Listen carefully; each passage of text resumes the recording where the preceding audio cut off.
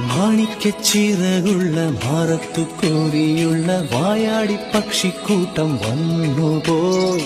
കാടൊന്നു കാണാനായി കൂടൊന്നു കൂട്ടാനായി ആകാശപ്പുഴ നീന്തി കുതിച്ചുപോയി.